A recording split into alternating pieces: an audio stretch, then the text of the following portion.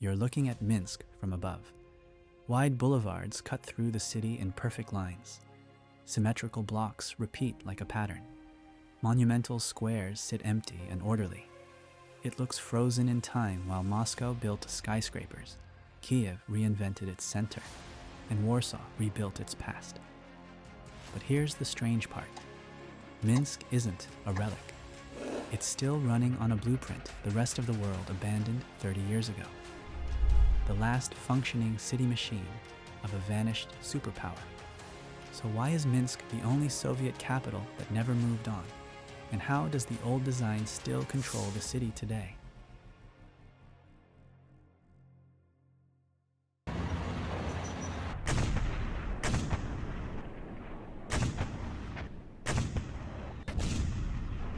Minsk was obliterated in World War II, 80% destroyed.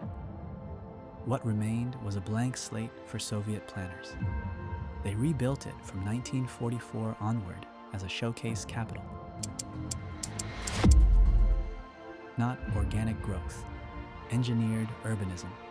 So how did Soviet planners turn a blank slate into a city machine? They used 5 interlocking design strategies, and each one is still visible today.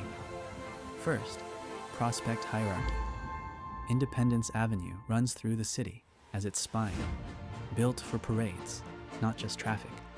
Secondary prospects radiate outward with mathematical symmetry. Second, straight sightlines connecting power buildings. When you stand at one end of Independence Avenue, you see government buildings stretched out for miles. The longer the line, the bigger the message. Third, parade-scale squares. Independence Square, Victory Square, October Square. These weren't built for daily life. They were built for mass gatherings and state ritual. Fourth, power clusters. Ministries, cultural centers, metro stations, all grouped in the same neighborhoods. Everything concentrated where the plan wanted it. Fifth, metro stations at the exact center of each neighborhood. Hospitals, schools, stores clustered around these hubs. One hub per neighborhood, everything within walking distance. Each strategy alone is clever, but together they create something more powerful. A city where movement, visibility, and access are all controlled by the same logic. Zoom out on a map of Minsk, and it looks less like a city and more like circuitry. But here's where it gets even more calculated. The Soviets didn't just design buildings. They designed movement itself. Metro stations weren't placed where demand existed. They were placed where planners wanted demand to exist. Districts weren't shaped by geography. They were shaped by ideology.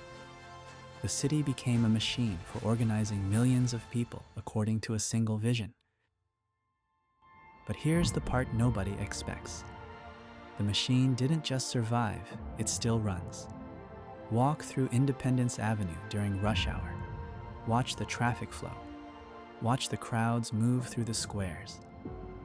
The blueprint isn't just preserved. It's still choreographing how millions of people live. You notice it immediately. The crowds don't meander, they flow. The traffic doesn't jam. It pulses. Even the silence in the squares feels intentional. Not empty, but designed. Step into Victory Square during a quiet afternoon. The scale is overwhelming. The plaza stretches for blocks. Your footsteps echo. There's an eerie calm, a sense of being positioned by the space itself. You're not just walking through a square. You're being choreographed by geometry. That feeling isn't accidental. It was designed into every meter. Traffic flow on Independence Avenue follows the original logic. Synchronized lights, linear geometry, coordinated movement. The prospect's width and design still dictate how millions move through the city. Cars don't weave, they stream. Pedestrians don't cross randomly. They use underpasses and designated crossings. The geometry enforces the pattern. State ceremonies reveal the city's ceremonial DNA. Victory Day marches still use the same routes Soviet planners drew in the 1940s. Thousands of people line Independence Avenue.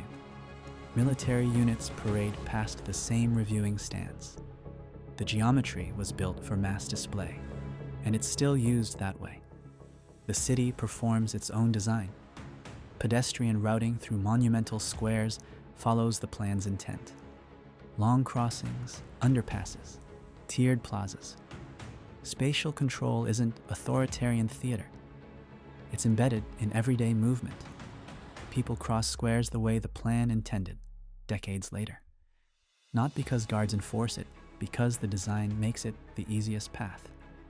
Metro transfers at key nodes dictate urban rhythms. Soviet station placement still controls rush patterns, density pulses, congregation clusters. People flow through Kostriknitskaya, Ploshcha Lenina, Ploshcha Pieramohi exactly as planners intended. The system works because it was designed to work at scale. District-level service catchments still function. Citizens rely on the radius logic of Soviet planning. Schools, hospitals, civic buildings, placed for equal access and centralized control. You don't drive across town for services. You walk to your micro-district center. It works because every district, every road, every service point was built to serve the same centralized logic. So here's the question. Why did Minsk keep its blueprint while every other Soviet capital abandoned theirs? Because the plan actually worked. Comparisons make this clear. Haussmann's Paris looks organized, but it was built for rich people, not for socialism. Washington has straight lines too, but they represent democracy, not control. Brasilia has the same modern ambition, but it's trying to do the opposite of what Minsk does. Minsk is different. It's a socialist city machine still running on its original programming. The counterintuitive insight. Minsk feels orderly, calm, and modern, not despite its Soviet planning, but because it still runs on a centralized blueprint designed to choreograph how people move, gather, and live. What Westerners see as weirdly empty or too clean wasn't a flaw. It was the design working exactly as intended. The Soviet city wasn't meant to be beautiful. It was meant to be predictable. Minsk is a parallel timeline capital. Not Europe, not Russia, not post-Soviet chaos. A functioning urban fossil of a vanished superpower.